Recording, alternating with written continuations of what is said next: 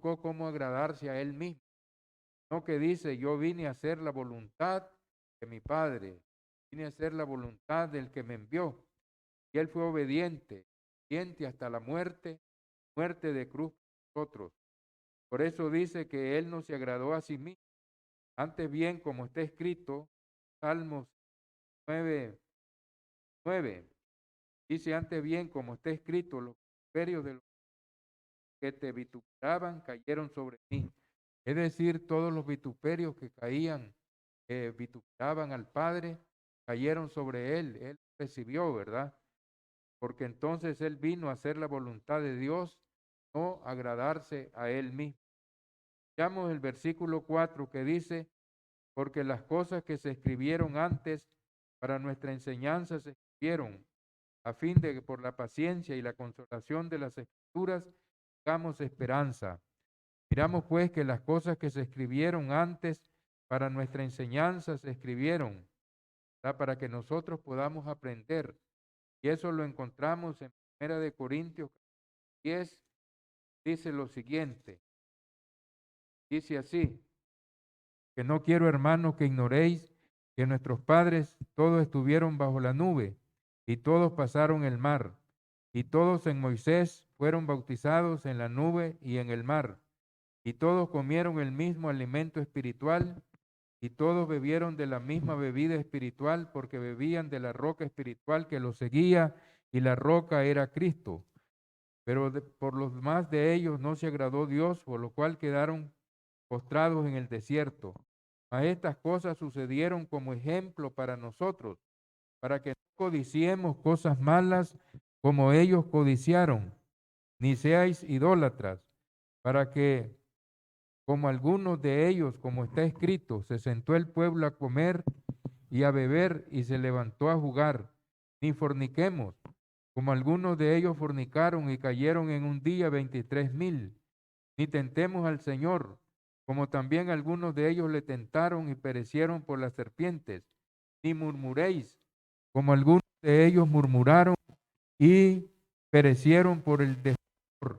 Y el versículo 11 dice, y estas cosas les acontecieron como ejemplo y están escritas para amonestarnos a nosotros, alcanzado los fines de los siglos.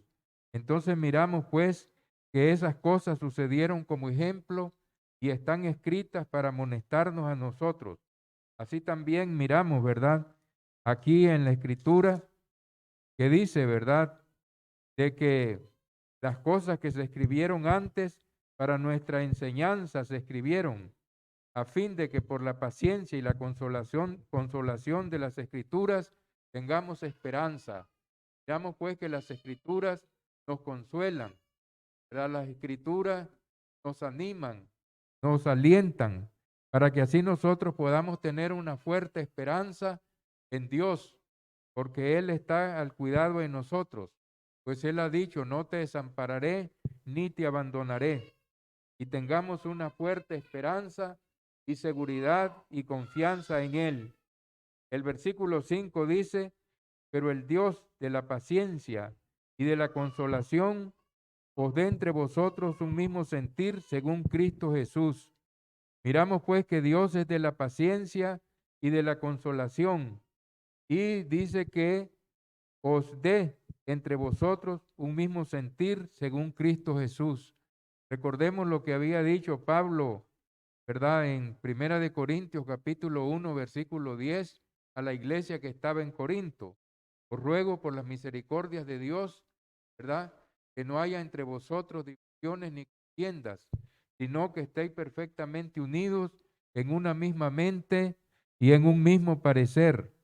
Entonces debemos de tener una sola visión, una sola manera de ver, ¿verdad? Las cosas, una misma mente, un mismo parecer, un mismo sentir, cada uno de nosotros.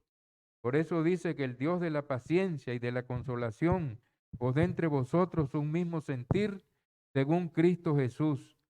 Versículo 6, para que unánimes a una voz glorifiquéis a Dios y Padre de nuestro Señor Jesucristo, para que así con ese mismo sentir de una manera unánime, ¿verdad? Y a una voz glorifiquemos a Dios.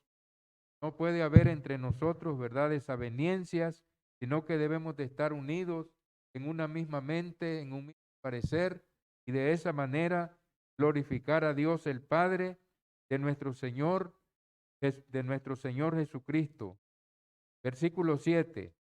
Por tanto, recibíos los unos a los otros, como también Cristo nos recibió para gloria de Dios. Dice que debemos de recibirnos los unos a los otros. Nosotros tenemos diferencias de edad, diferencias de modo de crianza, ¿verdad? En diferentes hogares, diferencias culturales, diferencias sociales, diferencias de distintas formas. Sin embargo, a pesar de todas esas diferencias, unos somos hombres, otros mujeres, son mujeres, ¿verdad? Entonces somos diferentes los unos a los otros, pero debemos de recibirnos porque así nos ha recibido Cristo, ¿verdad? Dice que no hay judío, no hay griego, bárbaro, no hay libre, no hay hombre, no hay mujer. Para Él todos somos iguales, porque Dios nos ha recibido a todos, porque Él no hace acepción de personas. Así también nosotros debemos de recibirnos y aceptarnos los unos a los otros, ¿verdad? Como Cristo nos recibió para gloria de Dios. Versículo 8. Pues os digo que Cristo vino a ser siervo de la circuncisión para mostrar la verdad de Dios, para confirmar las promesas hechas a los padres. Miramos pues que Jesucristo vino a ser siervo de la circuncisión, quiere decir que se sometió a la ley, como dice Gálatas 4:4. Cuando vino el cumplimiento del tiempo, Dios envió a su Hijo, ¿verdad?, nacido de mujer y nacido bajo la ley.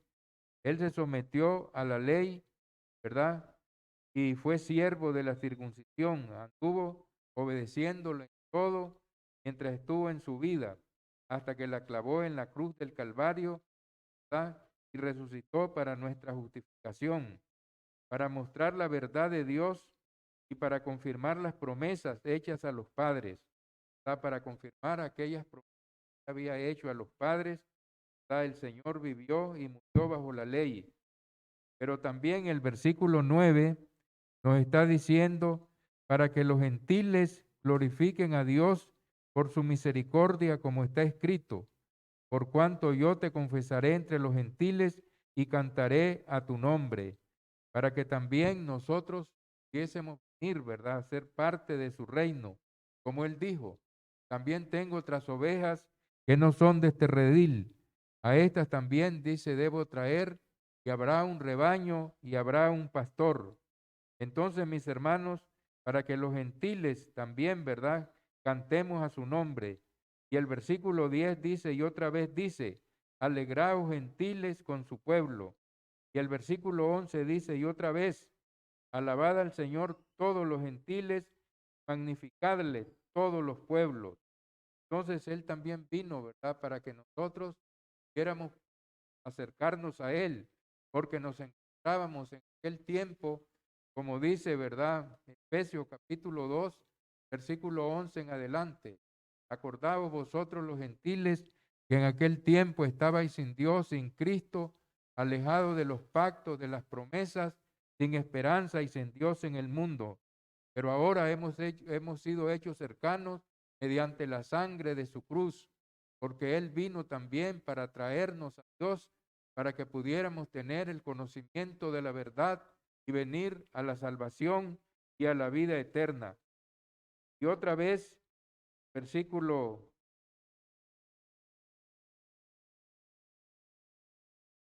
12 dice, y otra vez dice Isaías, esta es la raíz de Isaí que se levantará para regir a los gentiles, y los gentiles esperarán en él. Veamos entonces que habían muchas profecías en el Antiguo Testamento de que nosotros los gentiles también íbamos a venir a formar parte del reino de Dios y esperar en Él, esperar en su bondad, esperar en sus promesas, teniendo una fuerte esperanza. Por eso vino el Señor también, ¿verdad?, para nosotros, para que pudiésemos recibir el Evangelio y pudiésemos ser salvos también. ¿verdad? Y hacernos cercanos mediante la sangre de su cruz. El versículo 13 nos dice de la siguiente manera: y el Dios de esperanza os llene de todo gozo y paz en el creer, para que abundéis en esperanza por el poder del Espíritu Santo. El Dios de esperanza nos llene de todo gozo y paz en el creer. Dios es Dios de esperanza, porque nos ha dado la esperanza, ¿verdad?, para poder seguir obedeciéndole en esta vida, en medio de dificultades, en medio de problemas, de angustia, pero es Dios de toda esperanza y de toda consolación. Por eso es de verdad que Él nos llene de todo gozo y de paz en el creer, llena del gozo de la salvación y la paz que tenemos por medio del Señor Jesucristo.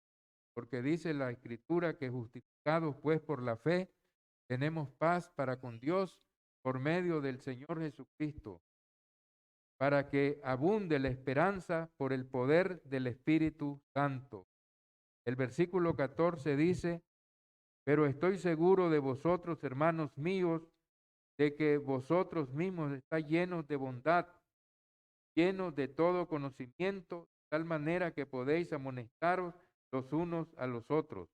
Él le está escribiendo a la iglesia en Roma y él está seguro de que los hermanos allá estaban, ¿verdad?, llenos de toda bondad.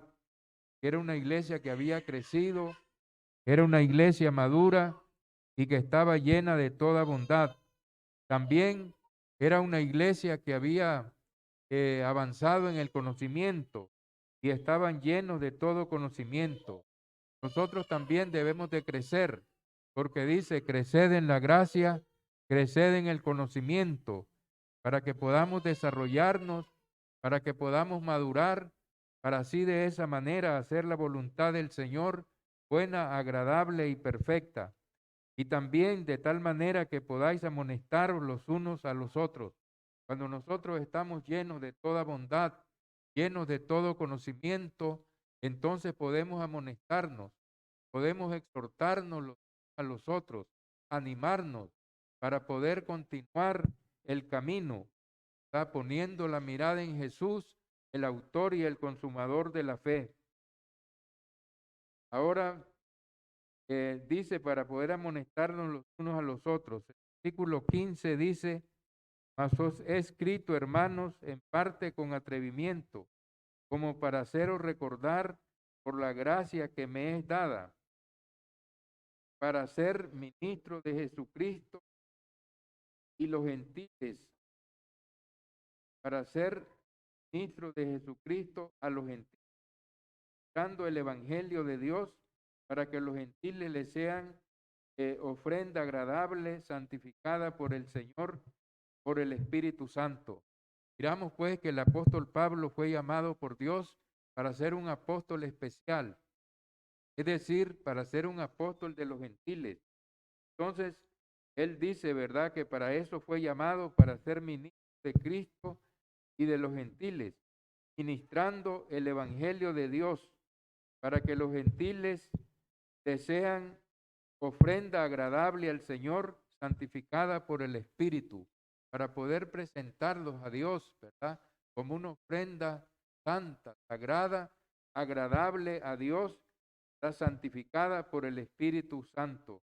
El versículo 17 nos dice: tengo pues de qué gloriarme en Cristo Jesús, que a Dios se refiere, porque no osaría hablar sino lo que Cristo ha hecho por medio de mí para la obediencia de los gentiles con la palabra y con las obras. Miramos pues que Él tiene de qué gloriarse de lo que Dios ha hecho por medio del apóstol, ¿verdad?, entre los gentiles, ¿verdad?, por medio de la obediencia a los gentiles con la palabra y con las obras. El versículo 19 dice: con la potencia de señales y prodigios, en el poder del Espíritu de Dios, de manera que desde Jerusalén y por los alrededores hasta Ilírico, todo lo he llenado del Evangelio de Cristo. El apóstol Pablo había desarrollado un gran trabajo misionero, de tal manera que había predicado el Evangelio de Jerusalén, todos sus alrededores, hasta Ilírico. Dice que todo lo había llenado, ¿verdad?, del Evangelio del Señor Jesucristo. Es un gran ejemplo, ¿verdad?, para todos nosotros, para que también nosotros, ¿verdad?, nos damos deudores para aquellas personas que no han conocido el Evangelio. Debemos de predicarlo primeramente con nuestro ejemplo, con nuestro testimonio, pero también con la palabra. Luego dice el versículo 20, de esta manera me forcé a predicar el Evangelio, no donde Cristo ya había sido nombrado, para no edificar sobre fundamento ajeno. Entonces el apóstol, él se había esforzado, había tenido un gran esfuerzo para predicar el Evangelio, y aún en aquellos lugares donde nadie había llegado, para que así dice, donde Cristo, y de esta manera me forcé a predicar el Evangelio, dice, no donde Cristo yo había sido nombrado, para no edificar sobre fundamento ajeno. Entonces miramos pues que él llegaba a aquellos lugares donde no habían escuchado del Evangelio, para no, ¿verdad?, fiarse sobre fundamento ajeno, no hacer su propio trabajo. Había realizado un gran esfuerzo. Si no, dice, como está escrito, aquellos a quienes él verán, y los que nunca han oído de él entenderán. Entonces, miramos pues, ¿verdad?, el gran labor, el gran trabajo que desarrolló el apóstol Pablo predicando el evangelio entre las naciones gentiles. Por eso dice el versículo 22, dice, por esa causa me he visto impelido muchas veces de ir a vosotros. Él tenía grandes deseos, ¿verdad?, de ir a la ciudad de Roma, pero había tenido, ¿verdad?, atraso. Pero ahora, no teniendo más campo en estas regiones y deseando desde hace muchos años ir a vosotros, cuando vaya a España, iré a vosotros, porque espero veros al pasar y ser encaminados allá por vosotros, una vez que me haya gozado con vosotros. Él tenía planes de ir a España. Según la tradición, dice que el apóstol, ¿verdad?, no pudo ir porque el primer encarcelamiento fue libertado, pero después, cuando hubo la persecución por causa de Nerón, ¿verdad?, que le pegó fuego a la ciudad de Roma y culpó a los cristianos, él fue encarcelado y después libertado. Entonces ya no pudo viajar y no pudo ir a España. Pero él tenía esos planes en mente de llevar el evangelio también a esa nación. Por eso él, ¿verdad?, estaba interesado para preparar a los hermanos en Roma para que lo encaminaran, para que él pudiera llegar a predicar el evangelio también, ¿verdad?, allá en España. Versículo 25. Mas ahora voy a Jerusalén para ministrar a los santos, porque Macedonia y Acaya hicieron bien hacer una ofrenda para los pobres que hay entre los santos que están en Jerusalén. Veamos pues de que el apóstol Pablo había mandado a las iglesias que recolectaran la ofrenda para los santos, porque en Judea había una gran hambre. Entonces él mandó, ¿verdad?, como dice en Primera de Corintios, capítulo 6, versículo al 4, en cuanto a la ofrenda para los santos, haced vosotros de la manera que ordené en las iglesias de Galacia, cada primer día de la semana. Cada uno de vosotros ponga aparte algo según haya prosperado, guardándolo para cuando yo llegue no se recojan entonces ofrendas. Entonces miramos pues que él iba a llevar esa ofrenda para los hermanos que estaban, ¿verdad?, en grandes necesidades en Jerusalén. Pues les pareció bueno, son deudores a ellos, porque si los gentiles han sido hechos participantes de sus bienes espirituales, deben también ellos ministrar de los materiales. Miramos pues de que dicen que los gentiles habían sido participantes de los bienes espirituales, es decir, del evangelio. Entonces ellos debían de ministrar los materiales, es decir, ayudarlos en las necesidades que estaban pasando. Así que cuando haya concluido esto, y les haya entregado este fruto, pasaré entre vosotros rumbo a España. Como dije, ¿verdad? Él tenía el plan de ir a España para predicar el evangelio. Quería que la iglesia en Roma participara, pero según nos dice, ¿verdad? La historia, no pudo realizar ese sueño que él tenía de ir a predicar a España. Y sé que cuando vaya a vosotros, llegaré con abundancia de la bendición del Evangelio de Cristo. Él tenía, ¿verdad?, ese gozo de llegar a la ciudad de Roma con la bendición y la abundancia del Evangelio de Cristo Jesús. Pero ruego, hermanos, que por nuestro Señor Jesucristo y por el amor del Espíritu, que me ayudéis orando por mí a Dios. Él pedía las oraciones. En medio de las oraciones, el Señor abre las compuertas de las oraciones. Así también nosotros debemos de participar en la oración por los otros, para que seamos fortalecidos, para que seamos ayudados, para que seamos bendecidos. Debemos de orar los unos por los otros, orar sin cesar. Debe ser un hábito de la vida participar de las oraciones. Y el apóstol, ¿verdad? Pedía, ¿verdad? Que lo llevaran en mente en sus oraciones para que sea librado de los rebeldes que están en Judea. Habían muchos judíos fanáticos que eran rebeldes. Entonces él pedía, ¿verdad? En oración para que fuese librado de esa gente rebelde que estaba en Judea y que la ofrenda de mi Jerusalén sea acepta. También, ¿verdad? Para que la ofrenda de su servicio a los santos sea acepta. Versículo 32. Para que con gozo llegue a vosotros por la voluntad de Dios y que sea recreado juntamente con vosotros. Entonces él tenía la esperanza de también recrearse con ellos, ¿verdad? Por medio de ser confortado mutuamente por medio de la palabra santa. La palabra nos recrea, la palabra nos llena de gozo, nos llena de alegría. Por eso debemos edificarnos mutuamente en el amor del Señor. Y el versículo 33, que ya finaliza el capítulo, dice, y el Dios de paz sea con todos vosotros. Amén. Así que hemos finalizado el capítulo 15, ya solo nos queda el capítulo 16, ¿verdad? Para el próximo domingo, si Dios así lo permite. Si hay alguna pregunta o comentario, la puede hacer, ¿verdad? Puede, sí. Sí, es interesante lo que dice Romanos 15:1, y es la clave de que nosotros podamos ser una iglesia que se edifique cada vez más. Dice, así que los que somos fuertes debemos soportar las flaquezas de los débiles y no agradarnos a nosotros mismos. Yo creo que el secreto para demostrar que nos amamos es eso de que Dios nos une a nosotros en un solo lugar, en una sola iglesia, siendo diferentes. Como bien lo explicaba, somos varones, otras mujeres y así.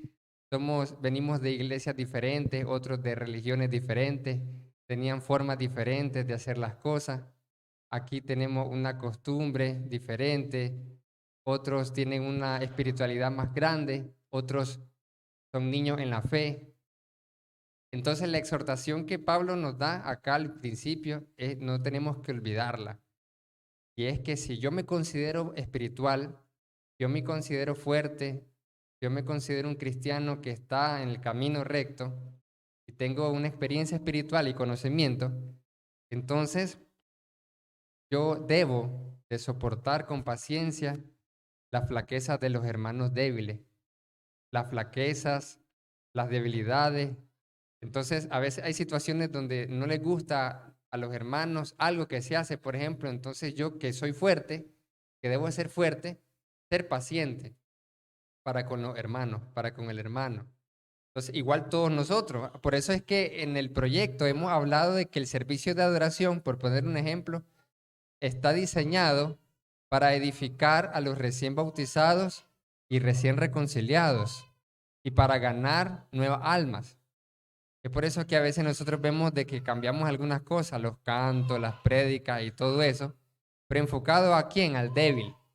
Pero si yo me considero que soy fuerte, que tengo años estando en la iglesia, y a veces yo digo, no, no me gusta eso, entonces no estoy siendo ese hermano fuerte que debería ser, que debo de pensar en el que viene, en el recién bautizado, en ese que viene recién convertido, ese que viene recién reconciliado. Yo que tengo años en la iglesia, debo de pensar en que, como dice el versículo 2, cada uno de nosotros agrade a su prójimo en lo que es bueno para edificación. Entonces nosotros como iglesia agradamos a los nuevos, en ese sentido, en los nuevos, porque los nuevos son los más débiles, se supone, porque nosotros al tener más años en la iglesia deberíamos ser más fuertes. Entonces, venimos nosotros y decimos, bueno, los más nuevos son los más débiles en la iglesia. Entonces, iglesia, tratemos de agradar a los nuevos que se están anexando para ganarlos para Cristo, para edificar a Cristo. Pero ¿qué pasa si yo tengo años en la iglesia y entonces yo digo, ay, no me gusta y me quejo de muchas cosas y tengo años sabiendo de que tal vez algo se hace para agradar al nuevo que viene? Entonces, ahí es donde esta palabra es poderosa para mí. Así Muy cuando bien. comenzamos nosotros a dar refrigerio, por ejemplo, a los hermanos y a todo el mundo alegre, pues si yo soy fuerte, ve qué bonito, están haciendo eso para que los hermanos nuevos se animen más. Pero yo imagínense, tengo 15 años en la iglesia y digo, ay, no me gusta eso, sabiendo que eso es para animar a los demás, entonces no soy fuerte, la verdad, sino que todavía no he madurado en la fe. Hermanos. Sí. Muy bien, muchas gracias por todo. Muy bien, hermanos, que el Señor nos guarde y nos bendiga a todos. Nuestro